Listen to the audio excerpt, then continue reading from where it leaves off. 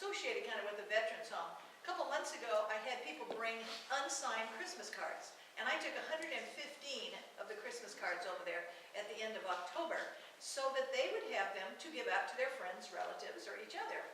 And so while I was there, I picked up a donation paper there saying what kind of things that they needed for the veterans. And so I told our members that they could bring them, and we have a Christmas tree back there in the back that people have put their things that the veterans could use. I also picked up another paper that showed a little bit about who the person was that the Allworth home is named for. His name was Edward C. Allworth. And I'm not going to read his whole thing because I think there's a little brochure that our speaker is going to give you. But I will tell you how that I met him. In 1960, I was a freshman at Oregon State College, before it was university the next year. And he had become, and I think it says on here a couple things that he was. He was the alumni, he was the secretary of the Alumni Association and secretary of the Memorial Union Board of Governors. And then for many years, he was the general manager of the MU. And that's where I worked at the MU as a student. I was working there in different kinds of food services. So then after I graduated from Oregon State, I taught school over in Philomath. And one of the business teacher, I was a business teacher, the other one was Evelyn Whitfield.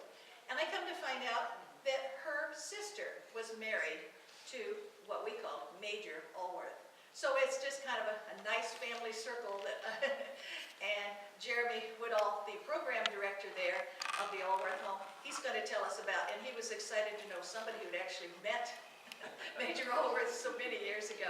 So Jeremy, are you going to speak from here or back there? I'll speak from back here, if that's okay. Okay, thank you. I'd like to welcome Jeremy. I do have a couple folders that I'll pass around, and I don't think that I brought enough. So if you guys will share at each table, I can get more of these, some letter from me in there, our administrator, and some eligibility information, those kind of things. So what I'm going to do is I'm going to go through a presentation that we do. We have done this a lot over the last year. It's been awesome to get the news about the home out there. Anytime that you guys have a question or want to interrupt with some information or want to get some information, please do. Because I'll just kind of, I'm doing this by rote now, and it'd be good to be interrupted and entertain any questions that you have. So first of all, let's talk about the traditional nursing home, because the Edward C. Allworth Veterans Home is quite a bit different than your traditional nursing home. I'm sure that most of you may be aware of or have been to visit someone at a nursing home. Is there anyone who's never been to a nursing home?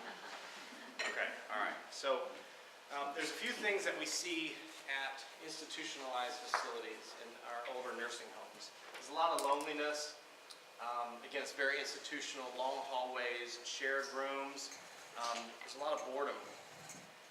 And you know, you're talking about people's end of their life, and how can we go about honoring them, especially our veterans. And this was some of the mindset behind building the Edward C. Allworth home using the small home model.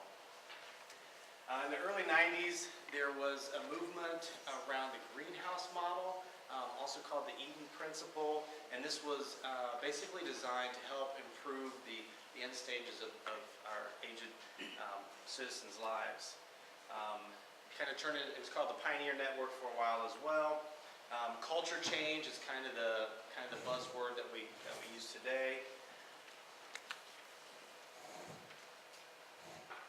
Person-directed, yeah, I'm gonna be all up in your face, John. All right. No problem. If I end up standing right here, just let me know. Yeah. I'll stand right here. All right. So just about tape and put it on the floor so I know where to stand. So person-directed values. So we're looking at ways to serve people, giving them choice, giving them dignity, giving them honor. Okay. One of the first things that we had to do at the Veterans Home in Lebanon was to change some of our language. So instead of residents, CNAs, charge nurses, we call our residents, we call them veterans, because that's what we have there. We also are able to admit spouses of veterans, and also what they call Gold Star parents. And I'll talk about these here as we go through. So in order to kind of educate those around us, we change some of our language as well. So here's what the home looks like at dusk. This is between Alpha and Bravo neighborhood. I know a few of you have been by there. Who's been there to visit? No one yet? Okay.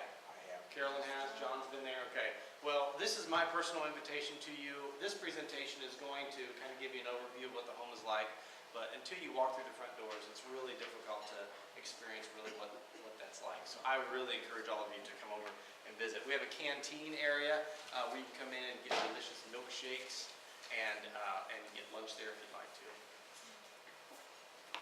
All right, let me just talk pointer.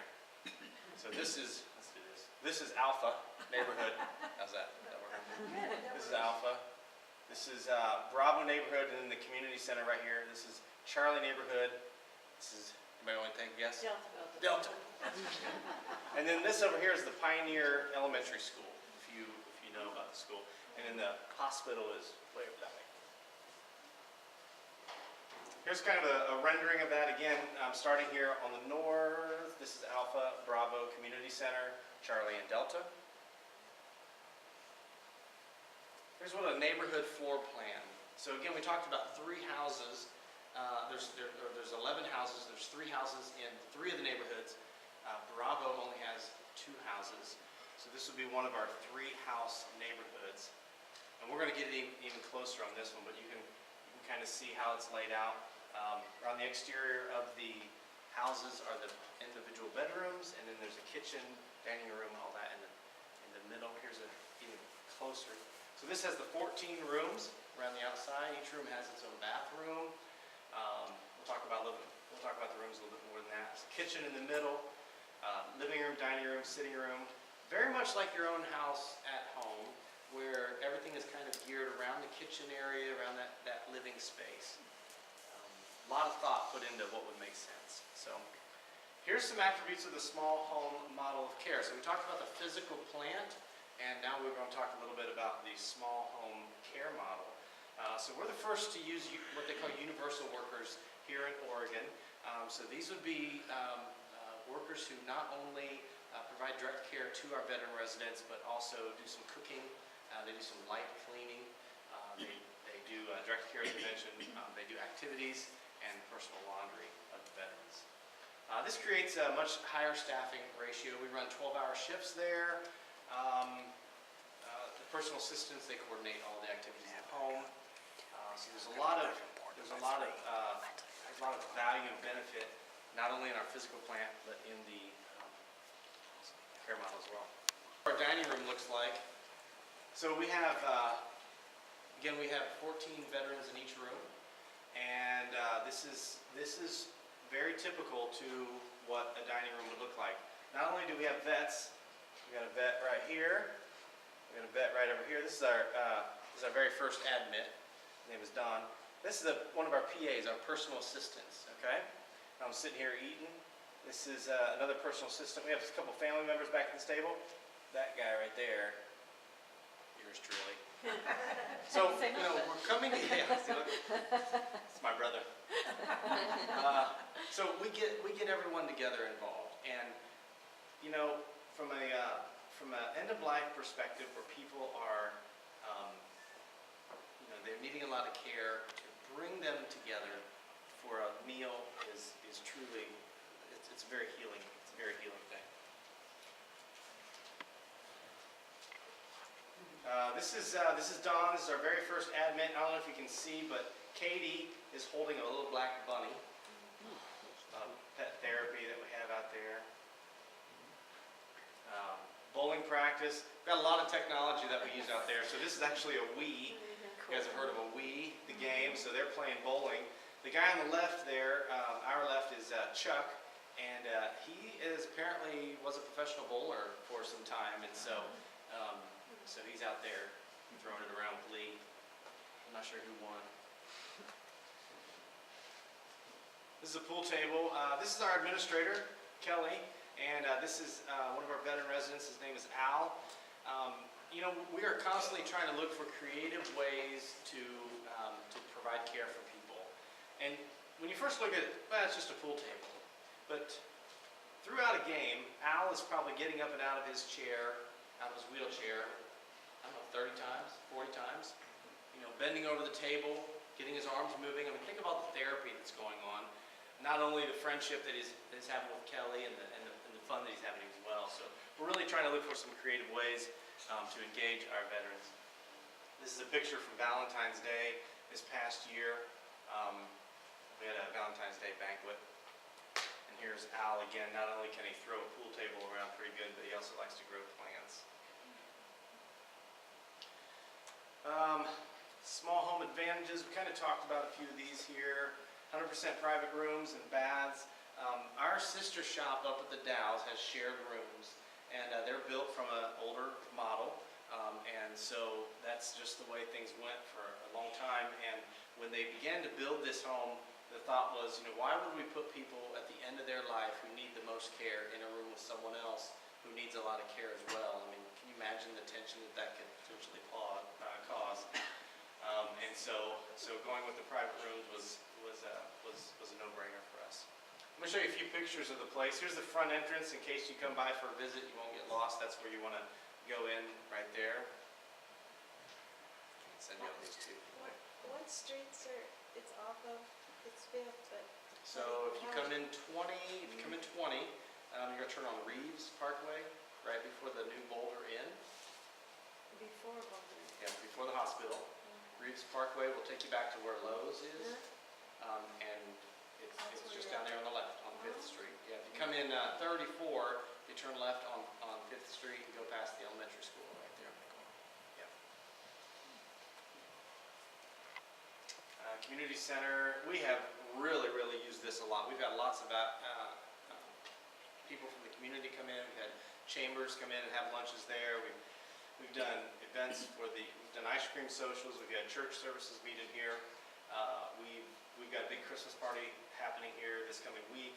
Just a lot of different things that we use the space for. One of my big passions is to use our community space, to use our community center, our activity room as a place to bring the community inside. Again, a lot of these guys and gals that are in our home, they don't get out alive. And so to bring the community in from the outside, it shows value to them. It brings an opportunity for them to feel like they're still part of the world, still part of what's going on in the community. And so this is one of those spaces that we're able to do that. Lots of outdoor patios. Again, this isn't some artist's rendering. I mean, this is a live picture here that was taken. It's really that beautiful. A lot of outdoor patios that connect throughout the campus, so veterans are able to come out of their homes, individual homes, and sit outside.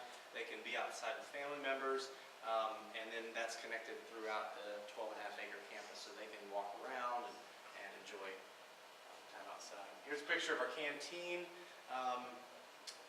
As I already mentioned, you guys are welcome to come and have lunch there sometime. So this is another area where people from the outside can come in, and it's open to the public. And so you'll find a lot of times school teachers or people from the hospital here eating lunch, and veterans get to come down and interact with them.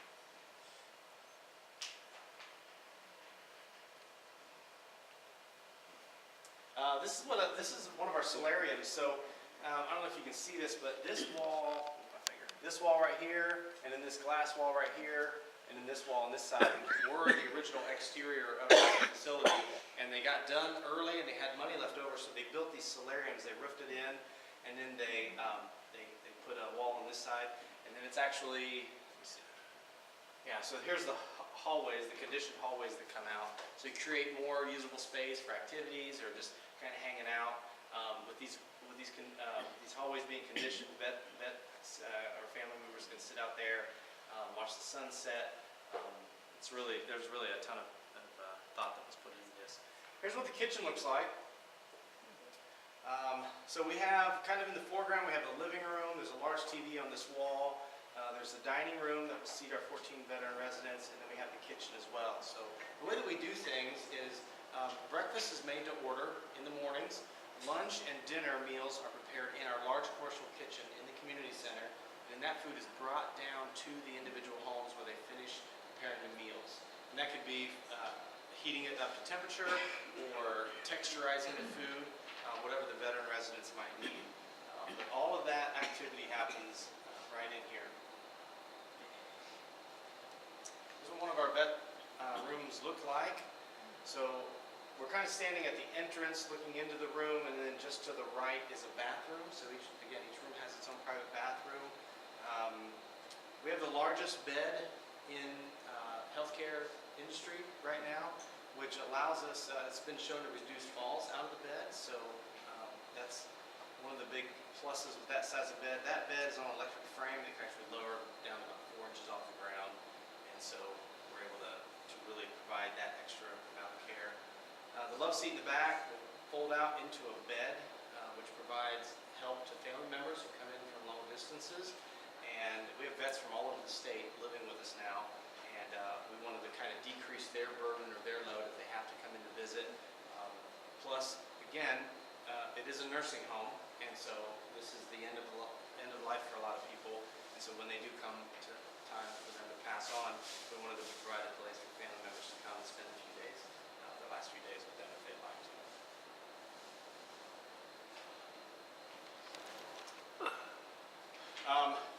I just threw this slide up here because we are very interested in making partnerships and networking with other organizations for the benefit of our veterans. So we've connected with several different OSU departments, and this is Chuck down here. This is our bowler that we showed in the earlier picture right there. He's standing there with Benny the Beaver.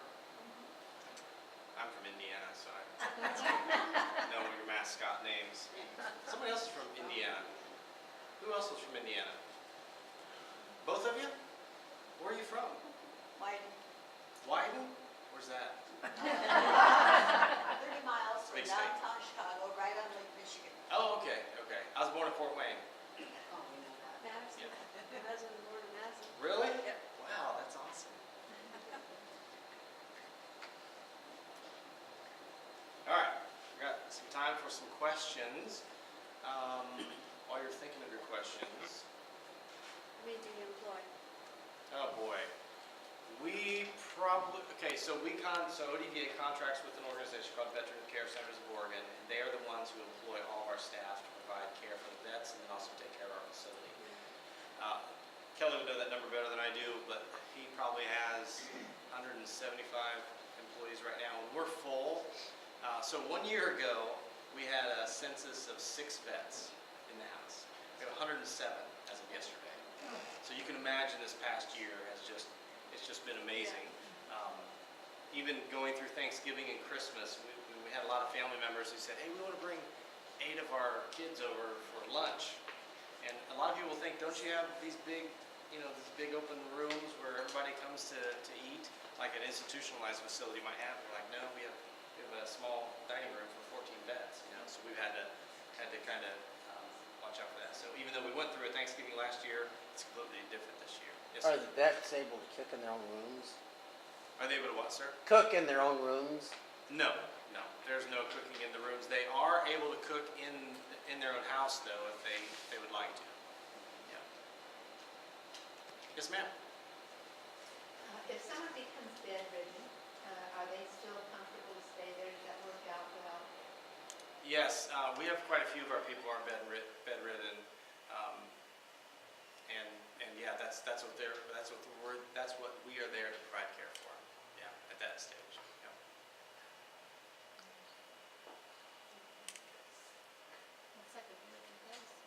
So is it a hospital-like care, or is this for older veterans in general? So we'll talk about eligibility real quickly, and for those of you who have these blue folders, there's an eligibility sheet in there. So we have a lot of people that call up and say, hey, I heard you're an assisted living facility. No, we're not assisted living. We're not a retirement community. We are nursing home level care. So a bare minimum, they need to meet the need for care with 3 ADLs. ADLs are activities for daily living. So they would need to have at least 3, they would need care for at least 3 of those. And ADLs are things like dressing yourselves and bathing, medication, toileting, those kind of things. So all of our people that come into the home, they are in need of they need a lot of care. We are able, because of our connection with the federal VA, we are able to provide what we call 70% benefit, that any veteran who is 70% or greater service-connected disabled is able to have his or her care paid for 100% by the federal VA. It's an outstanding benefit, because not only are they able to continue to receive the compensation from the federal VA, but the federal VA pays for their stay at the home as well. And so it's an amazing benefit for our pets. So,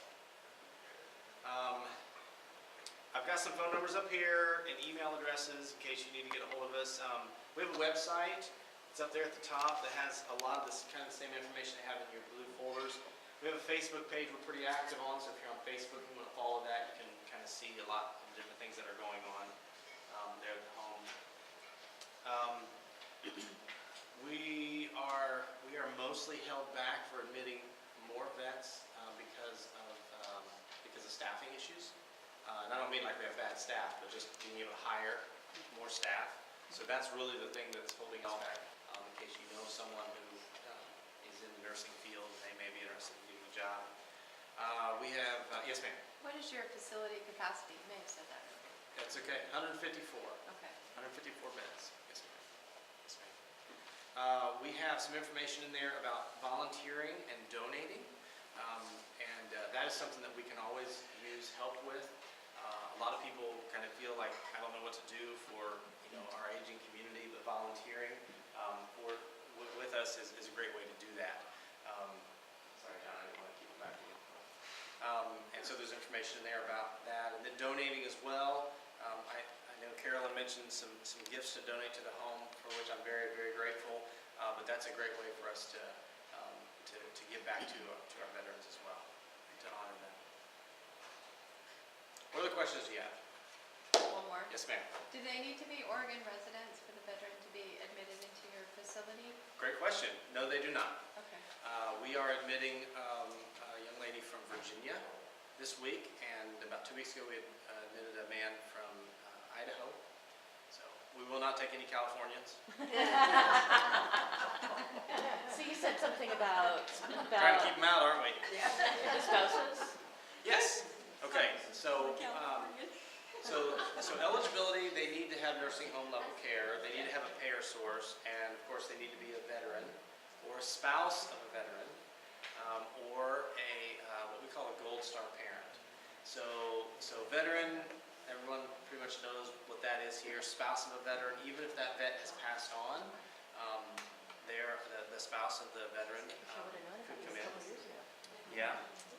Well, we weren't around a couple years ago. Oh, you weren't? Oh, gosh, you're that new. Opened in October last year. Oh, So my we're goodness. about 13, 14 months old. Yeah. We are, let's see, I was going to say something else. The Gold Star. Gold Star. Yeah, Gold Star. There's something else I was going to say about spouses as well. A lot of people say, can husband and wife move in the same room? They can move into the home together, but they cannot move into the same room, so they would have two separate rooms. Again, all of our rooms are private rooms. Usually when I tell that story, somebody's like, that's okay with me. They both need to have nursing home level care needed. So let's say the vet, let's say it's a female vet and her husband, she needs nursing home level care and he does not, he cannot move in. But she can, even if she wasn't the veteran and he's not deceased. Yeah. Yeah, well, yeah. If she's the vet, then yes, that's Well, a green light. But Yeah. yeah, if her husband is in good shape and she is not, she can move in. Yes. All right, so Gold Star parents, a lot of people have never heard of this before. So Gold Star parents are parents whose child was killed in action. And so if we think about World War II and Korea War, all of those soldiers, their parents, many of them are mostly long gone, but we talk about Vietnam era veterans, Vietnam vets who were killed in action. Their parents would be at that age probably needing nursing home level care. And so if they are needing nursing home level care, even if they were never a vet themselves, they can move into our home as well. And there's some additional benefits about that. So, and I think that's extremely honorable as well. So, Do you have a waiting list then? Are you at capacity now? We have a couple rooms open. Okay. We have not opened Bravo neighborhood at all. So there's 28 rooms, 28 rooms there, but we're waiting on staff. We don't have staff to open it yet. So once you meet that requirement, it's going to be Yeah, easy to once- fill them probably. I believe so, yeah. Delta neighborhood is our memory care unit. I think we have about 8 rooms open at this point that we could move in vets. That process to move in people with dementia-related process, we have a waiting list of over 50 people for our memory care unit right now.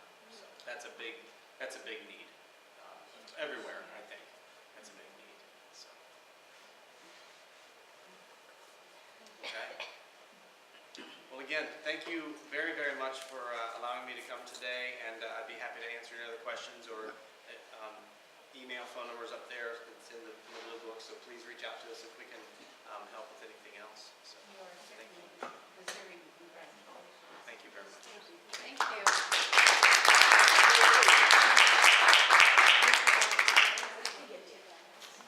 Carolyn has done so much for Benton County Republican Women.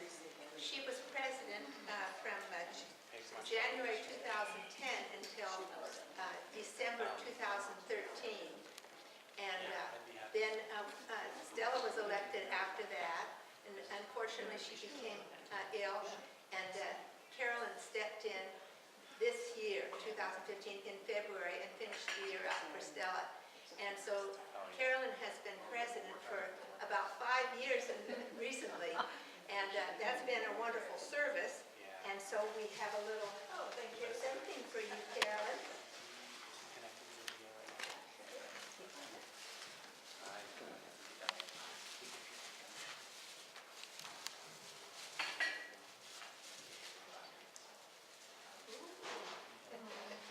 Nice patriotic pin. Thank you, thank you. And we hope that you'll wear it and always remember us as you use it, Carolyn. Thank you again for all of your service. We're grateful for that. We have that, you can take a picture of Carolyn. You need to get close on this. Here, I'm gonna hold this up so that we'll get that in the picture. While she's doing that, I want to wish all of you a Merry Christmas. Remember, Jesus is the reason for the season. That's right. And a very happy, healthy new year. Thank you. Good job. Thank you.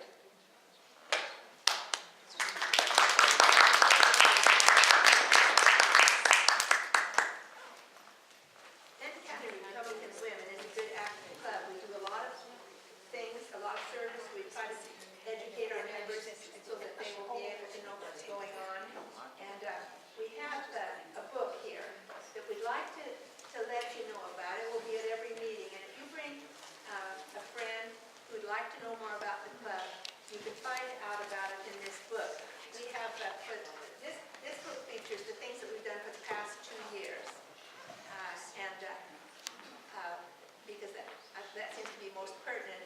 And then Whitney is keeping a historian's notebook that she'll keep at home. If anybody would like to look at it, just let Whitney know. She's our secretary. So, and then I want to mention to you also that the Republican Central Committee is starting now to give candidates the opportunity to meet the public. Now, on Thursdays, each one of you get a little reminder at your place. It talks about tacos and politics. So we'll be serving tacos to those who come, no charge. And we'll have a very important candidate there. Bud Pierce is running for governor of Oregon. And Benton County Republican Women don't take any position on any candidate until after the primary. And so I couldn't sign Sid's paper today, but members can, of course, work on campaigns for people to help them get elected in the primary. But Bud is a cancer doctor in Salem. He is also on the board of the Oregon Health Sciences University, and a very capable man. And he is running for governor of Oregon. So come on out and meet going to be at Grand Oaks in their little meeting room, their little house that has the social events in the center. The address is on that little slip of paper. If you want to get involved in helping Oregon get out of this morass that it's in with the Democrat leadership, please come and start getting acquainted with your candidates. It's going to happen every third Thursday of the month. So it'll be Bud Purse this time, and I don't know who they have lined up for January, but come on out and meet them. So I want to thank you all for coming. We hope that you'll all become members of Benton County Republican Women for 2016. If you want to take an application here today, please do. And let's have a really good active club this coming year and do a lot of good for our community. Thank you for coming.